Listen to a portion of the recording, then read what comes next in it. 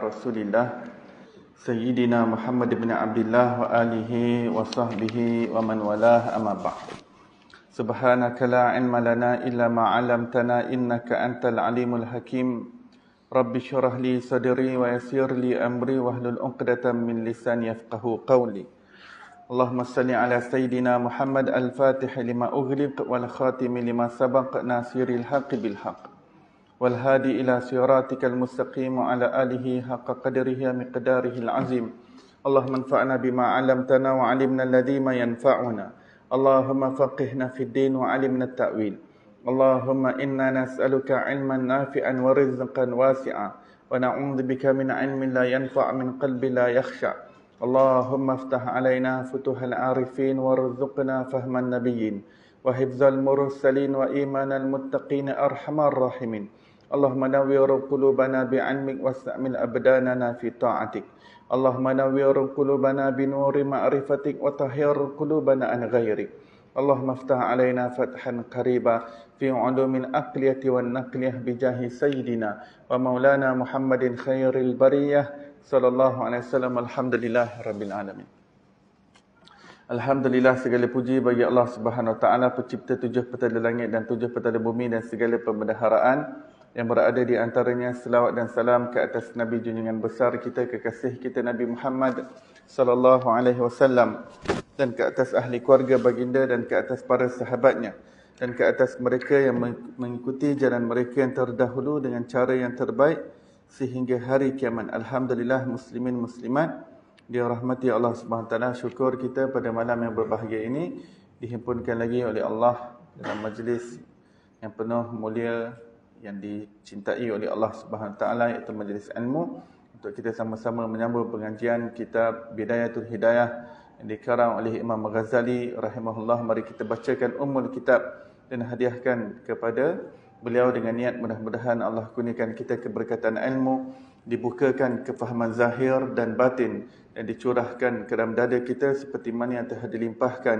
ke dalam dada beliau. Wa ila hadratin Nabiyil Mustafa sallallahu alaihi wasallam. Al-Fatihah. A'udzu billahi minasyaitonir rajim. Bismillahirrahmanirrahim. Alhamdulillahirabbil alamin, arrahmanir rahim. Maliki yaumiddin, iyyaka na'budu wa iyyaka nasta'in. Ihdinas siratal mustaqim, siratal ladzina an'amta 'alaihim ghairil maghdubi 'alaihim waladdallin. Amin. Baik, kita berada pada muka surat 167. Kita telah terhenti agak lama juga kerana bulan lepas saya tak dapat hadir sebab ke Terengganu. Jadi bulan lepas kita skip, jadi kita sambung semula pada muka surat 167. Adab-adab pergaulan. Di sini Imam Ghazali sedang membincangkan berkenaan dengan pergaulan dan menganjurkan kita untuk bergaul dengan orang-orang soleh, cari orang-orang soleh, berdamping dengan orang-orang soleh, berada di dalam circle orang-orang soleh, supaya kita mendapat tempias kesolehan mereka. Sebab kesan perdampingan adalah nyata, jelas. Kita banyak berdamping dengan orang cinta dunia, akan terkena tempias cinta dunia kepada kita. Kita berdamping dengan orang-orang jahil, kejahilan dia tu akan terjangkit kepada kita, ya, tertempias kepada kita. Kenapa? Kita sentiasa duduk dengan dia, bincang dengan dia. Sebab dia jahil, dia pun bincang perkara-perkara di atas kejahilan. Maka kita mendengar perkara-perkara dan kenyataan-kenyataan yang diselubungi dengan kejahilan, maka bertambah kejahilan pada diri kita. Tapi apabila kita berdamping dengan orang taat, kita dapat tempias kekuatan untuk taat pada Allah. Berdamping dengan orang-orang soleh, berdamping dengan orang-orang alim, kita mendapat tempias kesolehan dan keilmuan mereka. Kita mendapat keberkatan duduk mendengar majlis mereka, mendengar ilmu daripada mereka, mendengar untaian kata-kata daripada mereka, teguran dan nasihat-nasihat. Ini menghidupkan hati manusia. Tempias yang menyiram jiwa kita agar hidup dengan Allah Subhanahu wa taala. Baik, Imam Ghazali mengatakan, maka inilah 5 syarat yang perlu engkau cari di dalam memilih sahabat. Sebelum ni beliau sebut 5 syarat. Yang pertama, cari orang yang berakal. Kedua, orang yang baik akhlaknya. Ketiga, orang yang saleh. Keempat, orang yang tak tamak dunia. Kelima, orang yang benar, orang yang jujur. Kita berkawan dengan orang scammer, kita pun terikut nanti nak jadi scammer. Ya. Kawan dengan orang jenis balon duit orang lain, lama-lama terjangkit. Tengok dia pakai kereta besar, rumah besar, poket besar, terasa nak ikut juga. Rasa nak penuhkan poket dunia. Jadi scammer juga. Asal dia tak scammer, tapi berkawan dengan orang scammer. Berkawan dengan penipu. Berkawan dengan orang yang tak lurus. Hidup dia tak lurus. Dia cari orang yang benar, cari orang yang lurus perjalanannya, orang yang jujur. Itu 5 syarat, kata Imam Ghazali.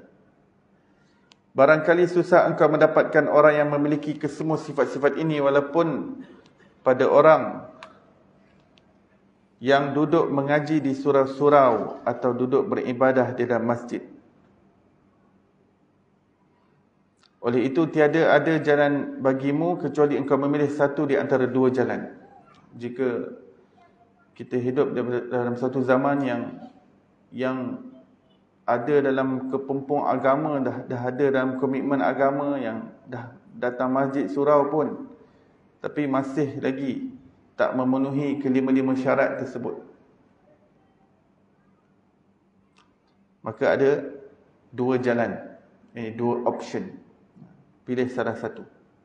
Pertama, beruzlah, iaitu mengasingkan diri daripada orang ramai, kerana di situlah letaknya keselamatanmu.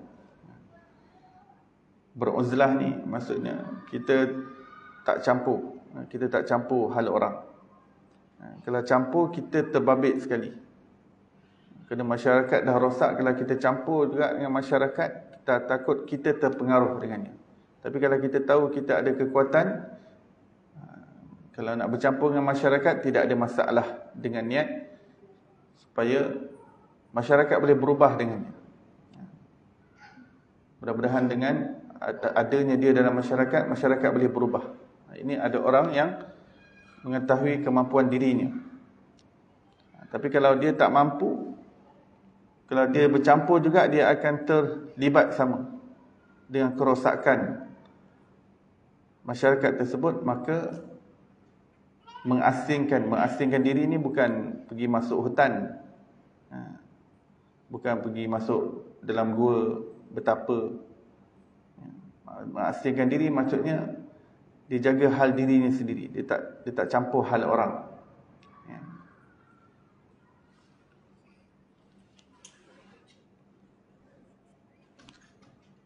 Kerana di situ ada keselamatan.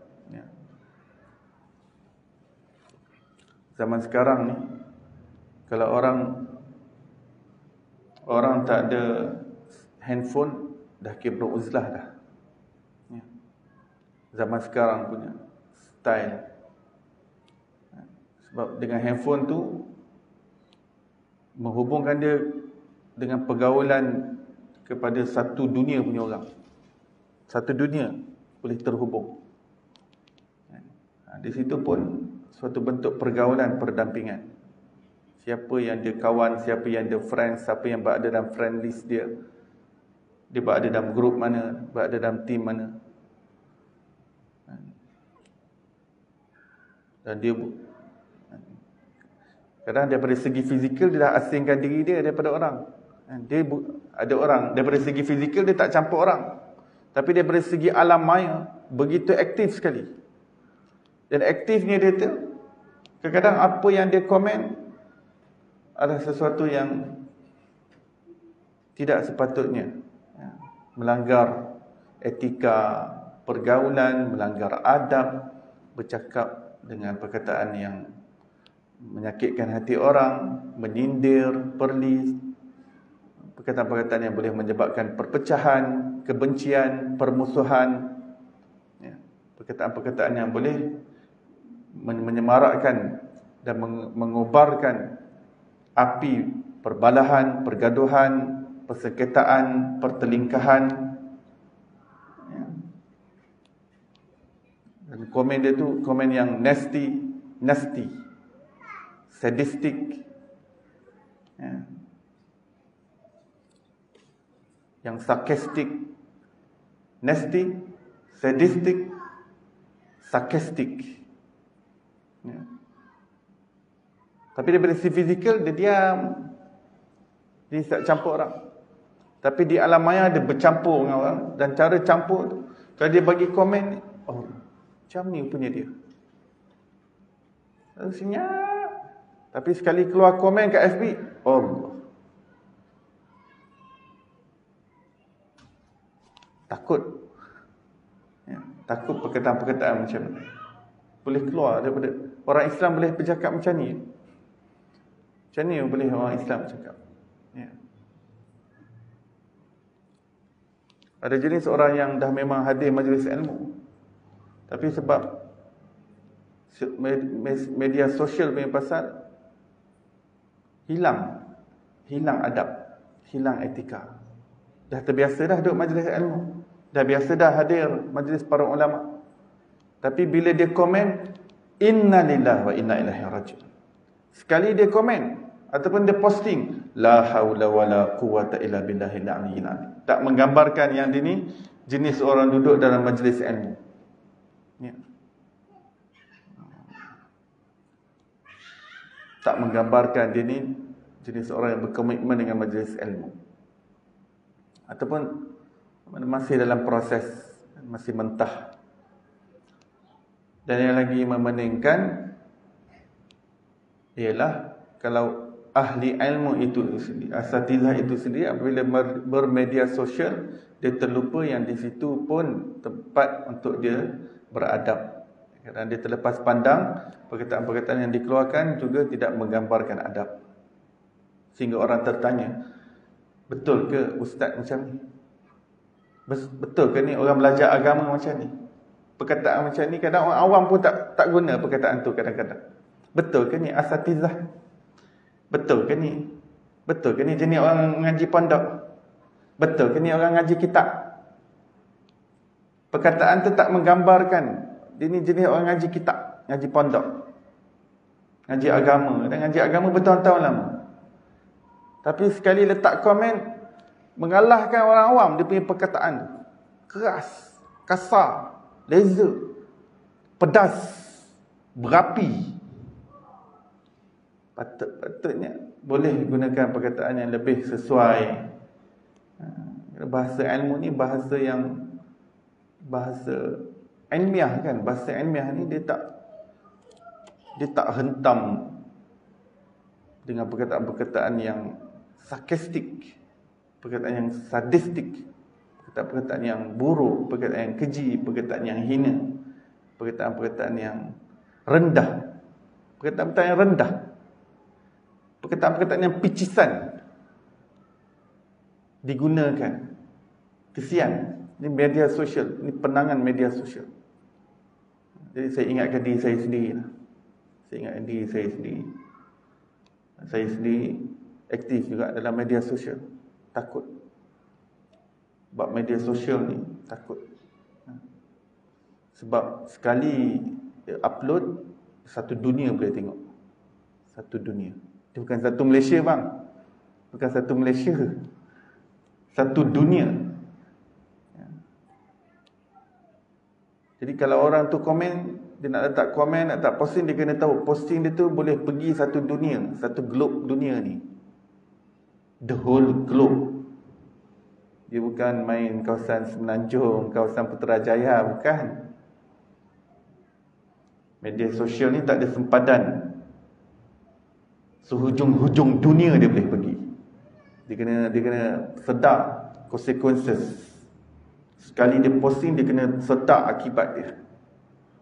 Boleh pergi sejauh mana, komen tu boleh pergi sejauh mana.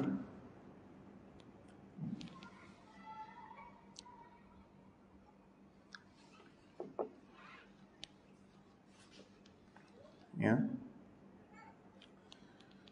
Itu yang pertama, ya. Mengasingkan diri. Ya.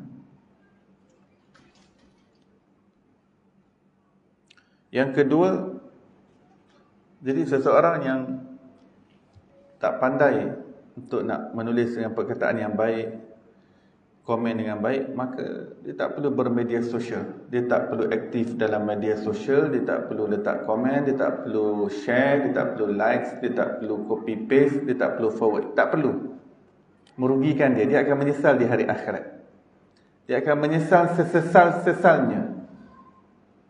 Ya, sebab button di situ tu nampak senang nak tekan. Tapi di situlah Rasulullah sallallahu alaihi wasallam mengatakan, sudah cukup seorang itu adalah buruk di sisi Allah apabila dia forwardkan apa saja yang dia dapat. Rasulullah kata dia forwardkan apa saja yang dia dapat. Zaman sekarang ni lebih senang nak forward. Hujung jari. Hujung jari sahaja nak forwardkan. Ya. Zaman dulu nak forwardkan khabar ni, dia kena mulut ke mulut zaman Rasulullah. Tapi itu pun Rasulullah dah cukup buruk dah. Semua benda yang dengar, semua dia nak sampaikan. Cukup buruk orang tersebut. Zaman sekarang lebih mudah, di hujung jari. Copy, paste, forward, share. Tuan-tuan dan puan-puan, hari ini kita kena tengok bukan saja apa yang kita share, bukan saja apa yang kita posting, apa saja yang kita komen, bahkan apa yang kita like, apa yang kita follow, apa yang kita subscribe. Itu menggambarkan diri kita. Itu makanan kita. Dia feed kita tiap-tiap hari. Benda-benda tu dia feed. Sebab tu dalam salah satu media sosial, dia memang panggil news feed. Sebab dia memang feed kita. Dia hidangkan kita makanan. Sebab khabar ni dia makanan kepada kita. Kita makan. Jadi kalau ada apa yang berita yang dia bawa tu kotor, jijik, kita makan benda kotor dan jijik.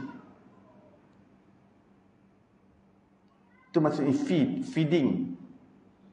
Dia bagi news feed. FB bagi feed. Instagram bagi feed. Twitter bagi feed. WhatsApp ada butang forward dengan copy paste. Semua artikel nak forward. Semua artikel. Semua video nak forward. Inna lillahi wa inna ilaihi raji'un. La haula wa la quwwata illa billah. Rasulullah kata sudah cukup seorang itu buruk, dia forwardkan semua benda yang dia dapat. Lebih daripada 1400 tahun yang lepas. Hadis sahih pula tu. Hari ini di hujung jari dia nak forward. Hujung jari. Sekali dia forward, satu dunia boleh baca. Sekali button share dia tulis, dia sharekan, satu dunia boleh tengok. Satu button posting, dia post sahaja, satu dunia boleh tengok. Dan dia tanggung consequences dia. Dia pikul akibat dia.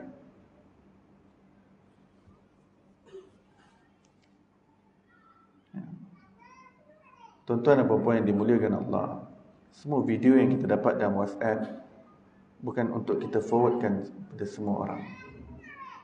Melainkan kalau kita dah pastikan apa yang diucapkan dalam video tersebut daripada A sampai Z adalah sesuatu yang sangat baik, yang tidak memicu kepada permusuhan, pergaduhan, umpatan, gosip, khabar angin, assumption. Perkataan kalau ada assumption sahaja dan benda tu dapat menyebabkan orang lain sangka buruk kepada orang lain, tinggalkan, tak perlu forward. Video itu di situ bukan untuk di-forwardkan, tuan-tuan. Kadang-kadang ada orang begitu gemar sekali forward. Semua benda nak forward. Penuh grup. Dia tak ada kerja lain agaknya. Dia tak ada kerja lain dalam hidupnya, forward. Kalau perkara itu perkara yang baik, tak apa, tak ada masalah, masih boleh diterima. Video tu video yang baik, artikel-artikel yang baik. Tapi kalau dalam artikel tu Daripada 10 perenggan, ada satu perenggan yang buruk, dia tak perlu pun forward artikel tersebut. Atau kalau dia nak forward ke artikel tu juga, dia copy, kemudian dia buang dulu daripada perenggan yang tak sewajarnya di forwardkan, buang yang tu, 9 perenggan silakan forward. Kalau 9 itu perkataan yang baik, yang tidak menggoris orang lain, tidak mencalakan orang lain, tidak menjatuhkan maruah orang lain, tidak mencemarkan nama baik orang lain. Adakah kita suka nama baik kita dicemar? Kita tidak suka. Demikian orang lain juga.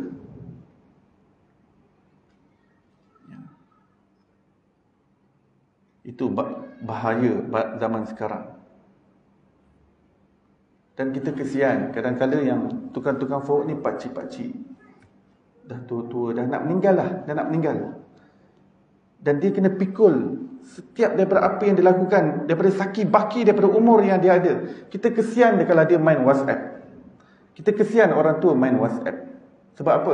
Dia tak tahu consequences yang Rasulullah kata, dia akan pikul apa sahaja yang dia forwardkan pada manusia lain. Kasihan. Dah hujung-hujung usia ni sepatutnya dah mula slow down dah. Dah mula banyak dengan ibadah, dah mula banyak dengan hati betulkan hubungan dengan Allah. Apabila dia sibuk dengan WhatsApp, apabila dia sibuk dengan FB, maka pelbagai kemerbahayaan dunia ini datang kepada dia di hujung usia dia. Dan hari ramai orang yang kecundang di hujung usia disebabkan WhatsApp, disebabkan FB.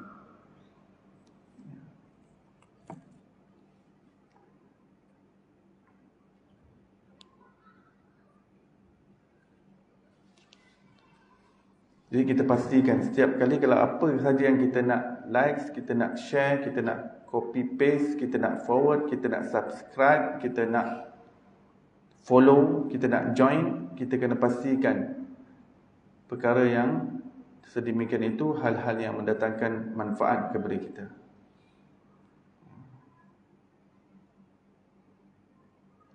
Dahulu masa saya mula-mula guna media sosial dulu, saya guna FB. Saya ada follow satu page FB daripada luar negara, Daily Mail ke, tak salah saya. Sebab bagi saya tak nak duduk bawah tempurung, orang kata. Kita pun nak tahu apa berita dunia berlaku. Kita pun jenis nak tahu apa berlaku dunia ni, jadi tak duduk dalam dunia, duduk bawah tempurung ni tak. Nama pun Daily Mail, hidangkan berita pada kita. Tapi masalahnya, dia bukan saja hidangkan berita. Dia hidangkan kisah selebriti, kisah-kisah artis minum apa, makan apa, terjatuh apa. Kadang hujung-hujung dunia kucing hilang pun dia bagi tahu kat dalam tu. Saya lama-lama stres. Benda yang tak patut kita tahu. Benda yang tak patut kita tahu. Hujung-hujung dunia dalam kebun orang berlaku apa, kita tak ada kena mengena dengan kita. Semua dia nak hidangkan. Sebab bila kita dah follow portal-portal berita macam ni, dia untuk nak dapatkan rating, dia kena update setiap masa. Jadi apa berita, sekecil-kecil berita pun dia kena masuk juga, nak kasih sensasi. Berita kecil pun dia cuba sensasikan, sebab dia nak tarik lebih ramai orang, supaya orang ramai tak lari daripada portal FB page dia, supaya dia dapat rating tinggi dan dapat iklan tinggi, dapat duit banyak. Kadang setiap berapa minit sekali berita, sekali minit berita. Kadang berita tersebut berita yang sampah, berita yang rendah.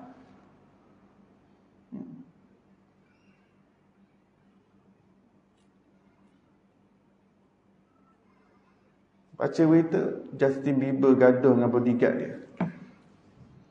Kata, aku ada kena mengena? Dia ada masalah dengan sekretari dia ke? Tak lama lepas tu, saya kata ini semua menghidangkan saya makan makanan yang saya baca. Kadang gambar-gambar yang dihidang pun tak menjolok mata. Sebab gambar artis, gambar selebriti barat dan sebagainya. Maka saya pun unfollow Daily Mail. Dah Saya kata saya ikut yang Malaysia punya tu. Ikutlah. Adalah yang saya ikut. 1-2 yang Malaysia punya tempatan. Tapi yang tempatan ni pun sama juga. Cerita yang yalah, kita nak tahu berita-berita yang penting kan? Tapi di situ juga dihidangkan berita-berita yang tak penting, berita-berita yang tak ada kena-mengena dengan kita. Akhirnya saya pun terpaksa unfollow semua sekali. Dahlah, biarlah bawah tempurung. Lebih enak bawah tempurung. Dah. Cukuplah. Cukup saya berkawan dengan kawan-kawan orang asatidzah, orang-orang alim. Lebih dapat tahu daripada mereka, lebih mudahlah. Tak payah nak tahu tentang satu dunia. Terus tengok apa pandangan orang-orang alim yang kita tahu. Mereka mempunyai kewibawaan dan ketokohan dalam ilmu. Mereka bagi feedback terhadap apa yang berlaku di dunia. Lebih mudah. Kalau tak, ianya menyukarkan kita. Ya, akhirnya saya tak subscribe mana-mana, tak follow mana-mana. Ya. Jadi hari ni kita kena tengok dalam kita punya media sosial, tuan-tuan. Ya, kita kena tengok balik. Mana-mana yang tak patut subscribe, malam ni kita unsubscribe. Baik di YouTube, baik di Instagram, baik di FB, malam ni juga kita unfollow. Malam ni juga, kita tak tunggu esok. Tunggu esok nanti sampai bila-bila tak. Malam ni kita check balik. Sebab tu semua dia feed kita tiap-tiap hari. Apa yang kita ikut di FB, itu dia feed kita. Dia jejaskan rohani kita. Demi Allah, dia jejaskan rohani kita, dia jejaskan akal kita, dia jejaskan pemikiran kita, dia jejaskan masa kita yang berharga, dia jejaskan agama kita. Dan dia boleh calakan iman kita dengan perkara-perkara tersebut. Hari ini kita check balik, mana yang kita kena unfollow. Biarlah yang tinggal yang unfollow kat situ, Ustaz Abdul Samad, Ustaz Azhar Idrus, Ustaz Don Daniel, Ustaz Wadi Anwar. Ini orang-orang yang jujur, benar. Biarlah ikut benda yang boleh bagi manfaat kepada kita. Benda-benda yang dapat kotorkan hati kita, malam ni kita unfollow, malam ni kita unsubscribe. Baik YouTube, baik FB.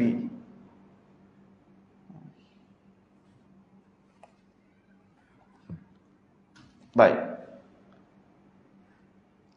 Kedua, bergaul dengan orang ramai. Macam yang pertama tadi, mengasihkan diri, beruzlah. Yang kedua, bergaul dengan orang ramai mengikut kedudukan mereka masing-masing yang berdasarkan kepada 3 pembahagian. Maksudnya kedua, boleh bergaul walaupun dalam keadaan masyarakat yang agak rosak, tapi boleh bergaul berdasarkan 3 pembahagian. Yang pertama, saudaramu untuk akhirat. Bergaul dengan orang-orang, kawan-kawan yang dapat melorongkan kita kepada syurga, iaitu kepada majlis-majlis ilmu. Majlis ilmu adalah taman syurga. Orang yang bawa kita kepada taman syurga, sebenarnya itu lorong untuk bawa kita ke syurga Allah Subhanahu Wa Taala. Saudara akhirat.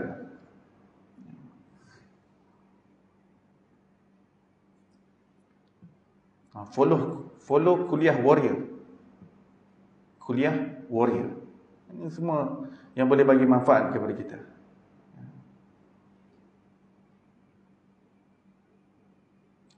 Mata janganlah engkau perhatikan padanya kecuali hal-hal agama. Cari kawan-kawan akhirat. Circle orang-orang yang dah memang cinta agama, memang pemburu majlis ilmu, pemburu ulama, pemburu orang-orang soleh. Kawan-kawan yang macam ni kita cari circle. Cari jalan nak damping-damping, riki-riki macam mana nak rapat dengan dia supaya kita dapat input-input. Kadang dia bagi, kadang rapat dengan dia sebab dia rapat dengan ulama, kita rapat dengan dia, kita pun rapat juga dengan ulama. Kadang kita ni nak dekat-dekat dengan ulama ni payah, tapi sebab kita geng dengan orang-orang yang Orang yang rapat dengan ulama. Jadi kita pun mudah nak rapat dengan ulama.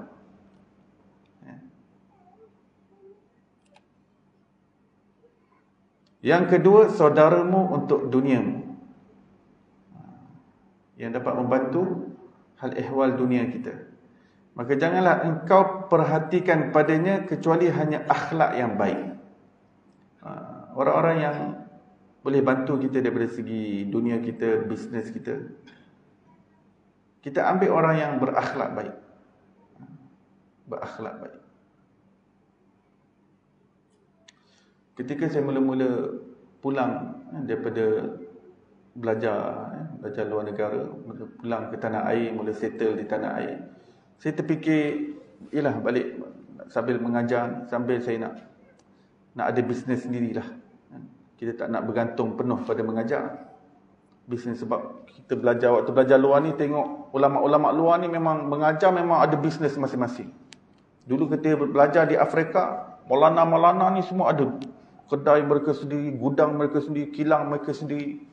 Maksudnya ada pendapatan luar. Mereka tak bergantung penuh pada gaji mengajar madrasah.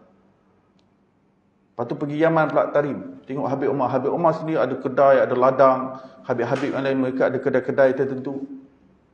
Jadi balik tu kita pun teringin juga nak tengok, nak macam tu lah. Tapi tak berkesempatan sebab tak jumpa orang yang boleh betul-betul, yang akhlak, mempunyai akhlak yang baik, yang boleh jadi mentor, bimbing. Sampailah awal tahun ni jumpa dengan satu orang Maulana. Dia bekas pelajar Pondok Temboro. Lama belajar Pondok Temboro, mengaji daurah hadis sampai habis Maulana. Dia pun balik mengajar, dia pun cebur dalam bidang bisnes. Call saya,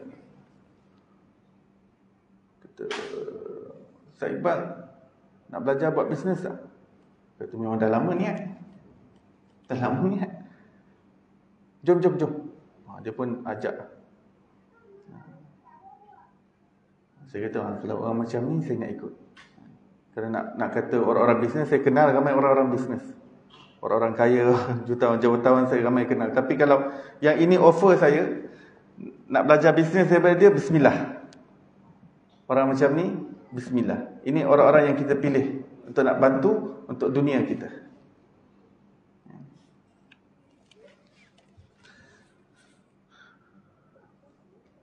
Yang berakhlak buruk kita tinggalkan. Kata kita akan tempias. Walaupun rasa macam nak bantu daripada segi dunia kita, tetapi itulah tadi saya sebut, kalau kita kawan dengan scammer, lama-lama kita jadi scammer. Berkawan dengan pembohong, lama-lama kita jadi pembohong. Percayalah. Dan orang yang jenis nak scam orang, jenis nak gelapkan duit orang, nak bawa lari duit orang, lama-lama kita terpalit sekali dengan dia. Selewing. Dia pandai bercakap. Ditanam tebu di tepi bibir.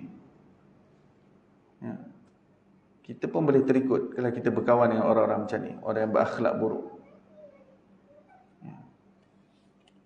Jadi dia nak faham dia orang, kawan dia sendiri dia sanggup faham. Kawan dia sendiri tu, kawan lama tu, dia sanggup tikam. Berkawan dengan orang macam ni, lama-lama kita pun jenis tikam orang juga, boleh berjangkit. Jadi jangan kita ingat, dia ni bantu kita, dia rakan bisnes sahaja. Jangan, dia boleh terpalit dengan kita.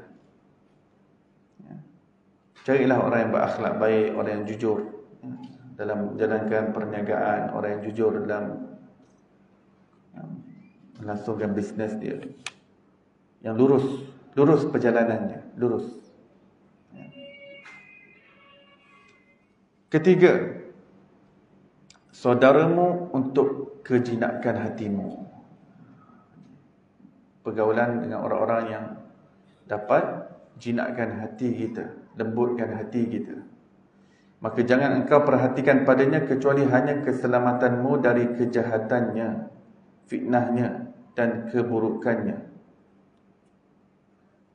Silap, bukan saudara. Tadi saya kata kejinakan di sini yang dapat lembutkan hati, bukan. Kejinakan hatimu ni untuk kawan-kawan, teman-teman, sebagai suatu kejinakan. Ialah bila kita jumpa kawan kan, kita seronok, itu kejinakan hati. Bukan sebab dunia, bukan sebab untuk nak dunia, bukan sebab agama, tak, tapi sebab nak berkawan. Kita manusia ni nak berkawan. Ya, sebab tu orang boleh duduk kadang kat warung lama-lama, warung mamak boleh lepak sebab nak kawan. Dia bukan bincang bisnes pun, tak ada bincang bisnes, tak ada bantu dunia dia ke agama dia, tak ada. Nak kawan, borak pasal bola, borak pasal macam-macam. Lama boleh borak ni. Saya kagum orang boleh borak lama kat kedai mamak. Masya Allah, ya. Masya Allah, tabarakallah. Orang yang macam ni kena berhati-hati, kena berwaspada. Ya, walaupun sekadar untuk berkawan, untuk nak seronok hati berkawan, tapi kena jaga daripada orang-orang yang boleh menyebabkan fitnah terhadap agama kita. Orang-orang yang dirinya ada kejahatan, ada keburukan. Kita kena jaga diri kita. Jangan sampai kita terbabit dengan apa yang dia lakukan. Maksudnya kena jaga, waspada, berhati-hati. Kita tak bersangka buruk pada siapa-siapa ya. Kita jangan bersangka buruk, tapi berhati-hati itu perlu. Sebab orang lain tu lebih boleh jadi lebih mulia daripada kita. Itu kita kena pegang. Semua orang boleh jadi lebih mulia daripada kita. Tapi dalam masa yang sama, kita boleh berhati-hati dengan seseorang individu itu. Disebabkan pengalaman yang lampau, pengalaman kawan-kawan yang lain dengan dia, boleh berwaspada, boleh berhati-hati. Kita berhenti sebentar untuk memberi laluan kepada azan Isyak.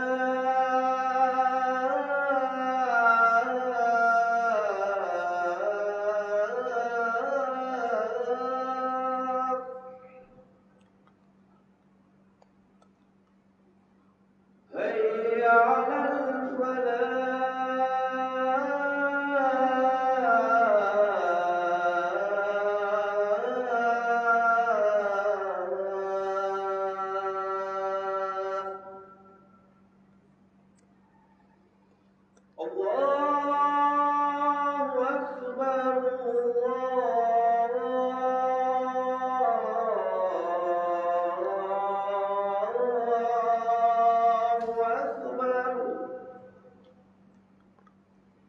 La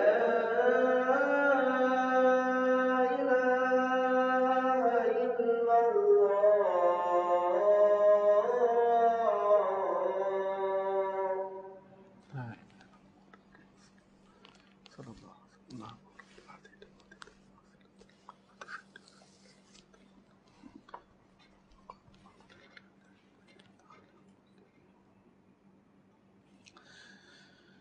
Di dalam perumpamaan lain, manusia itu terbahagi kepada tiga. Yang pertama, orang yang seumpama makanan asas yang tidak boleh tidak daripadanya. Dia ada jenis kawan, dia macam makanan asas. Tak dapat tidak, memang kita kena berdamping dengannya. Kita tak dapat lari daripadanya. Yang kedua, orang yang seumpama ubat yang diperlukan pada masa-masa tertentu sahaja, bukan setiap masa. Dia ada orang yang kita gaul waktu kita ada hajat, ada kena-mengena dengan dia, maka kita kontak dia, kita bersama dengan dia. Ada jenis macam ni, diumpama ubat. Yalah, kalau nak campur semua orang nak betul-betul jaga kontak. Bila kita nak masa kita dengan Allah, ada masa yang memang macam, ada orang yang macam makanan asas, ada orang macam obat. Yang ketiga, orang yang seumpama penyakit yang perlu dihindari daripadanya, namun terkadang seorang hamba itu dibalakan dengannya walaupun penyakit itu tidak disenanginya dan tidak ada manfaatnya. Maka perlulah seorang itu mengambil langkah-langkah yang bijak supaya ia dapat selamat daripadanya. Namun demikian, di dalam penyakit itu ada satu rahsia besar seandainya engkau mampu menghadapinya, iaitu apabila engkau cuba memperhatikan keadaannya dan kesannya yang buruk, lalu setelah itu engkau pun menjauhkan diri daripadanya. Baik. Yang ketiga, kawan ada yang penyakit, dia toksik. Dia seperti toksik, penyakit, parasit. Yang kita kena hindari daripadanya. Tapi kadang-kadang dalam keadaan situasi, akhirnya kita diuji juga untuk kena rapat dengan dia. Disebabkan hal-hal yang tertentu, mungkin kita ada terpaksa terkena-mengena dengan dia. Walaupun dia ni jenis orang yang jahat, orang yang buruk, tapi kita diuji untuk bersama dengan dia. Walaupun dia penyakit. Macam penyakit yang ada pada kita. Kita tak suka penyakit, tapi kadang-kadang kita diuji juga dengan penyakit tersebut. Kan orang yang jaga diri dia, dia jaga diet dia, jaga makanan dia, jaga minyak, jaga kolesterol, jaga glukos, jaga garam, tiba-tiba terkena juga kanser. Padahal dia memang dah makan sayur, makan macam-macam, barang kesihatan, suplemen semua dia jaga, bersenam pun senam, gym pun dia pergi gym. Tapi kena kanser juga. Padahal dah sehabis higienik. Maksudnya ada hikmah besar lah bagi dia penyakit. Ada hikmah besar. Jadi orang yang diuji oleh Allah terpaksa juga bergaul dengan orang-orang yang toksik ni, berpenyakit. Dia tak dapat lari. Bukan dia nak kawan dengan orang tu, tapi dalam keadaan yang tertentu dia tak dapat elakkan, terpaksa juga berdamping dengan dia. Maka perlu mengambil langkah-langkah yang bijak untuk selamat daripada keburukan dia. Dah tahu dia buruk, sentiasa berjaga-jaga ya. Sentiasa dalam keadaan alert, sentiasa dalam keadaan standby mode dengan orang-orang yang macam ni, supaya tak terjangkit keburukannya. Dan ada rahsia dia, ada hikmah. Dalam keadaan kita diuji dengan orang-orang seperti ni, kita lihat apa keburukan yang dia buat, maka kita elakkan daripada keburukan itu. Kadang-kadang tak bercampur dengan orang ni, kita tak tahu benda tu, ada benda jahat yang macam tu. Jadi orang-orang macam ni kita dapat kenal, oh benda ni jahat. Kita jauhi daripada perkara tersebut. Ya.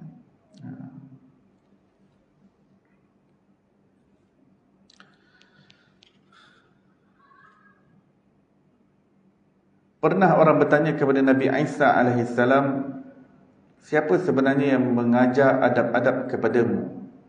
Lalu beliau menjawab, tidak ada seorang juga pun yang mengajarkan adab kepadaku, tetapi apabila aku perhatikan kejahilan, maksudnya tidak beradabnya orang yang jahil, timbullah di dalam diriku perasaan mahu menjauhkan diri daripadanya.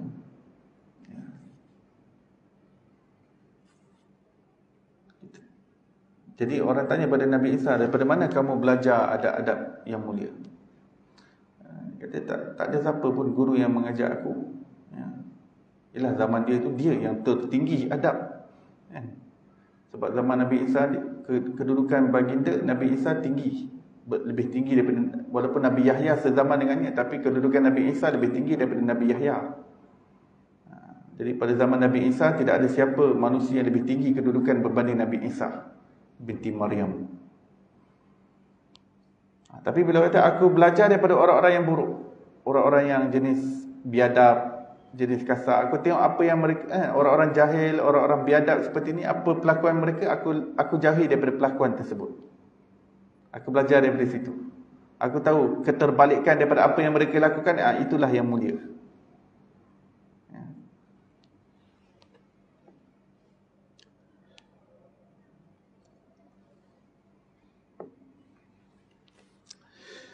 Sungguh benar perkataan Nabi Isa AS itu, jikalau orang ramai menjauhkan diri daripada membuat apa-apa yang mereka benci, orang lain membuatnya terhadap diri mereka, nescaya sempurna sekalian adab dan masyarakat tidak perlu lagi kepada orang yang mengajarkan adab kepada mereka. Daripada satu sisi, lihat apa yang orang-orang jahil lakukan, kita jauhi perkara tersebut, dan lihat apa yang orang buat kepada kita.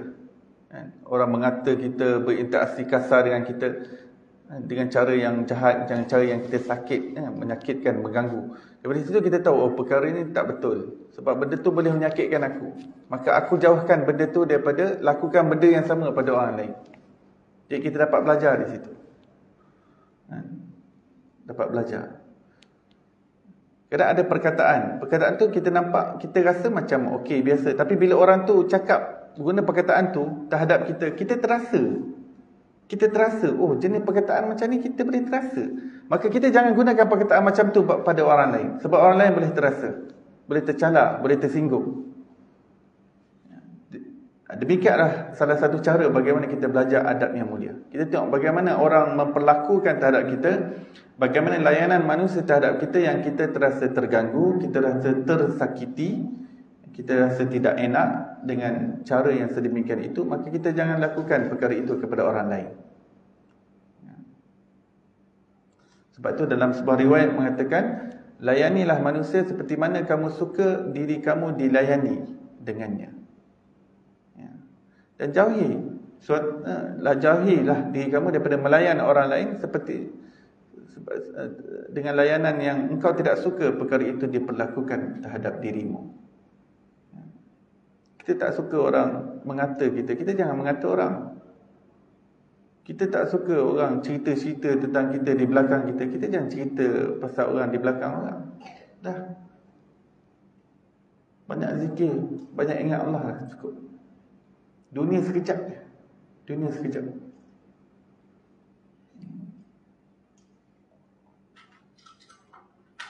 Ketika saya belajar di Afrika tu, ada satu orang Maulana. Ketika saya tahun 1, tahun 2 ni, tahun 1, tahun 2, tahun 3 masih Maulana cakap English lagi lah. Maulana dah mengajar bahasa English Afrika Selatan. Tahun 4 baru full Urdu. Walaupun Urdu tahun 1, 2, 3 dah ada tapi sikit-sikit. Tapi tahun 4 dah memang full Urdu. Urdu bolte hai. Agar nahi samajhte hain to talim tu nahi samajhta. Tu Urdu bahasa macam Hindustan. Penuh. Tak faham Urdu, tak faham apa-apa lah. Tak faham hadis, tak faham tafsir, tak faham fiqah. Sebab Maulana semua guna bahasa Hindustan hai. Hindustan. Sebab semua Maulana, kebanyakan Maulana daripada India, Pakistan, Afghanistan. Jadi ada perkataan Maulana yang bercakap bahasa English ni, dia kata, dunia is very short to have ill feeling towards someone else. What he said, this dunya is a very short span of time for you to feel ill in your heart, to have ill feeling towards someone else. Dunia ni terlalu sedikit, terlalu singkat untuk kamu nak terasa hati dengan orang lain, benci dengan orang lain, bermusuh dengan orang lain, rasa dengki dengan orang lain. Itu panggil ill feeling. Ill feeling. Dengki, dendam, iri, ya, benci. Dunia ni terlalu singkat sangat, terlalu pendek sangat. Hati ni kita nak lalui atas dunia ni dalam keadaan jernih, tak nak hasad, dengki, dendam kat orang lain, tak ada nak simpan-simpan pada orang lain. Jernih, maafkan. Lalui dunia ni dengan hati yang memaafkan. Lepas pandang dah, bismillah, banyakkan berzikir pada Allah, banyakkan selawat, banyak istighfar. Wallahu a'lam. Sampai di situ insya-Allah. Tugas kedua, cara menunaikan hak-hak persahabatan, kita akan sambung pada pengajian yang akan datang. Mudah-mudahan Allah hiasi diri kita dengan sifat dan akhlak yang mulia. Allah kurniakan kita pergaulan dan circle yang sentiasa membantu kita dalam memberi manfaat dalam hal agama kita, akhirat kita dan duniawi kita, yang tidak merugikan kita, yang tidak menyesalkan kita dunia dan akhirat. Mudah-mudahan Allah kurniakan kita husnul khatimah, yang jauhkan kita daripada su'ul khatimah. Wa sallallahu ala sayyidina Muhammadin wa ala alihi wa sahbihi wasallam. Alhamdulillahi rabbil alamin. Baik, kita tangguh majlis kita dan tasbih kifarah dan surah wal asr. Subhanallah bihamdi, subhanakallah bihamdika, asyhadu an la ilaha illa anta wa astaghfiruka wa atubu ilaik. Bismillahirrahmanirrahim. Wal asr innal insana lafi khusr illa alladhina amanu wa amilus salihat wa tawasaw bil haqqi wa tawasaw bis sabr. Assalamualaikum warahmatullahi wabarakatuh.